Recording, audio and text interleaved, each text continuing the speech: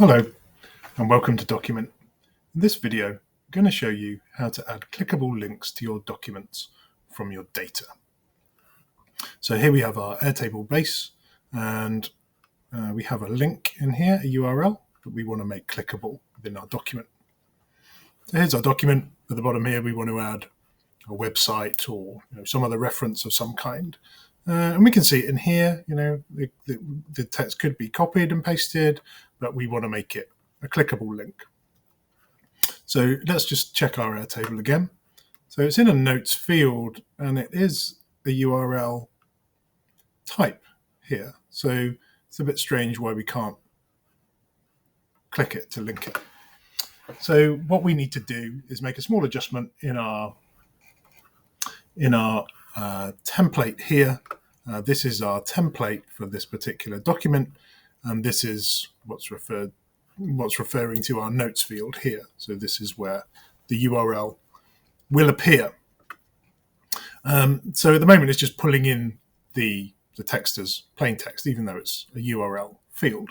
So we need to give Documint a little bit of help here to tell it what type of field we want to look at.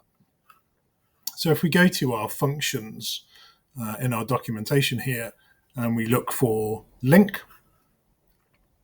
this one here, we can see that there is a section here about how we can handle links.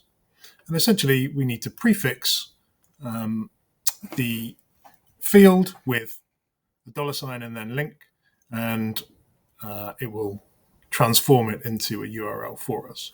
We could even give the URL a different name if we wanted to. But if we do it from our Airtable base, then it will dynamically change every time. So let's go back to our Airtable base and just take a look. So this is the field that we want, and we want to transform this section here. Okay. So if we grab our template, we just need to double click on the variable that we want to change. We add in hashtag link and a space. And we can leave this here because this will pull in the notes section. But if we wanted to change that to something else, to make it another name to show instead of the full link, we can do that too. But for now, we're just going to leave it to show that it can change every time. So let's move that out of the way. And now if we go to create our invoice,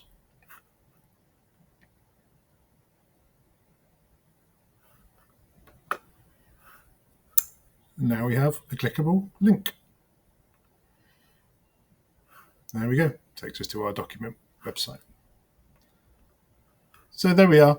As always, please let us know if you have any questions. Thanks for watching, and we'll see you in the next video.